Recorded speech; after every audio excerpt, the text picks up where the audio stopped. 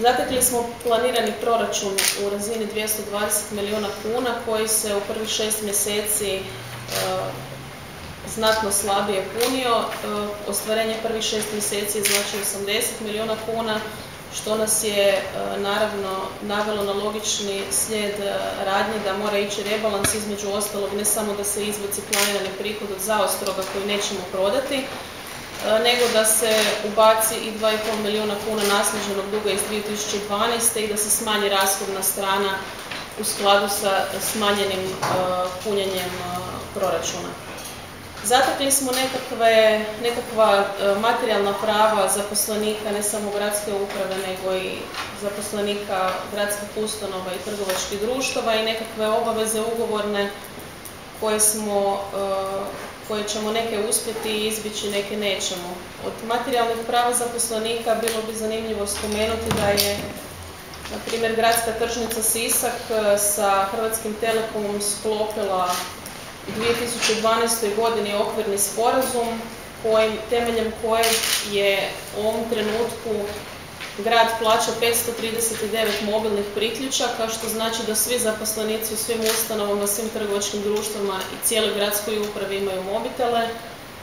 Svi imaju 300 minuta razgovora prema svim mrežama, 300 SMS poruka i 3 gigabajta prometa. Zanimljiva je odredba da je to okvirni sporazum na 2 godine koji se nakon godinu dana ponovno mora potpisivati. I zanimljivo je da je prema sadašnjim izračunima, znači bilo je predviđeno nekih 880.000 kuna ukupna potrošnja u te 2 godine. Mislim da ćemo mi već u drugoj godini debelo tu potrošnju premašiti, znači jasna je računica Telekoma u cijeloj priči. Zanimljivo je i da ugovor predviđa da se može povećavati broj priključaka, ali ne može se smanjivati. Dakle, to je samo jedna od zanimljivosti koje smo zatekli, koje ćemo nastojati korigirati, jer smatramo da su to neka prava koja su i u sadašnjoj financijskoj situaciji neodrživa. Da je gradonačelnik bivši 17.5. ove godine, znači u jeku predizborne kampanje, potpisao sporazum kojim kolektivni ugovor koji je istekao još u 12. mjesecu 2012. vrijedi do kraja godine. Temeljem toga smo mi dužni isplatiti regres i temeljem toga se preuzimaju neke obaveze koje će nas znatno opteretiti ove godine. U svjetlu toga da kreće restrukturiranje gradske uprave sa smanjenim brojem i dakle sama odluka o smanjenju broja upravnih tijela, mi ćemo nastojati sa sindikatom iznaći zlatnu sredinu i od njih nastojati od njih imati razumijevanje za nastalu situaciju, jer osim tog kolektivnog ugovora i tih regresa postoji još i ugovor jednokratni izdatak koji nam znači do kraja 8. mjeseca sjeda u proračuna. To je 1 milijun kuna za crkvu u naselju. To je još jedna obaveza koju ne možemo izbjeći budući da je crkva to potraživanje prodala agenciji za faktoring i temeljem te cesije mi znači tu obavezu moramo ispuniti. Znači oko 1 milijun kuna je regres, 1 milijun kuna je ta obaveza temeljem tog ugovora sa crkvom. Jednostavno rebalans i nekakvo restrukturiranje cijele priče o Zaostrogu koji je potpisan u srpnju 2012. a stupa na snagu 15.6.2013. i vrijedi 5 godina. Temeljem tog ugovora mjesečna najamnina zakupnina je 1200 kuna i grad Sisak ima pravo da godišnje 139 mališana ide u Zaostrog.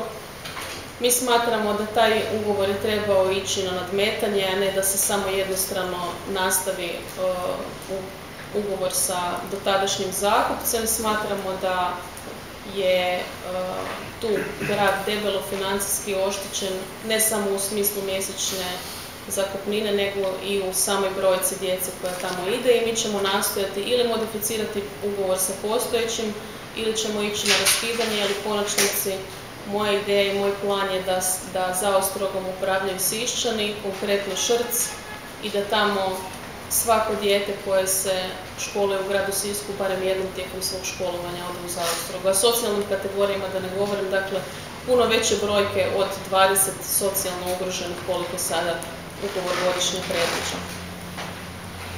Što se tiče Hypo banke, mogu izvijestiti da smo u visokoj fazi dogovora i razgovora o nastavku gradnje vrtića, a što se tiče dvorane, tu je banka jednostrano napustila gradilište i tu smo priču za sada stavili po strani s obzirom da su puno veće financijske obveze koje bi trebali preuzeti. Trgovačka društva, prošli tjedan smo imali većinu skupština trgovačkih društava. Direktori nisu dobili razrješnicu za 2012. s obzirom da nisu racionalno poslovali. Najveći zatečeni gubici su u autoprometu, Sisačkom vodovodu i gradskoj tržnici, međutim ni gradska groblja tu nažalost ne zaostaju. U isto vrijeme tu se raspetljavaju i odnosi sa njihovim međusobnim pozajmicama i gomila nenaplaćenih dugova i pozajmica od nekih sportskih klubova. Ja sam vam ovdje i pripremila, kasnije možete uzeti isplaćene donacije u trgovačkim društvima u 2012. i 2013.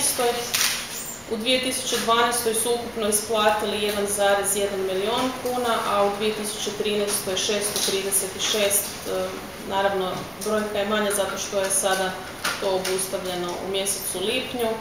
Tako da evo, usprkos tome što su neki gubitaši, svejedno su šakom i kapom davali izdašno poslovanje iz te situacije.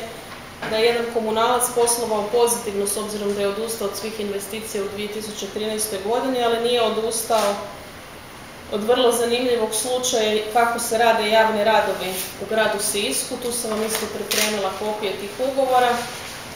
Znači, bivši gradonačelnik je proračunsku rezervu, zalihu u iznosu 100.000 kuna svojom odlukom odlučio potrošiti za pokriće troškova nabave opreme, potrošnog materijala i prijevoza u sklopu programa javnih radova za 2013. godinu, što apsolutno nije sporno i po zakonu. Je ono što je sporno i što nije po zakonu, po meni, je da je grad Sisak sa Utolicom d.o.o. sklopio 5 ugovora, od kojih, gledajte čuda, svaki iznosi 69.999 kuna, što ajde čak bi u nekom nategnutom tumačenju možda i mogli razumjeti kada ne bi malo pogledali te ugovore. Znači, radi se, na primjer, o dnevnom najmu kopačice za 10 kuna, dnevnom najmu tački za 10 kuna, dnevni najam vila za 5 kuna i tako dalje. Ti ugovori su isto tako tu kopirani, ja ću vam to ostaviti. Znači 5 ugovora po 69.999 kuna, plus što je jedna pravnica u trgovačkom društvu koje je provodilo te javne radove dobila ugovor za poslove koordinacije javnih radova.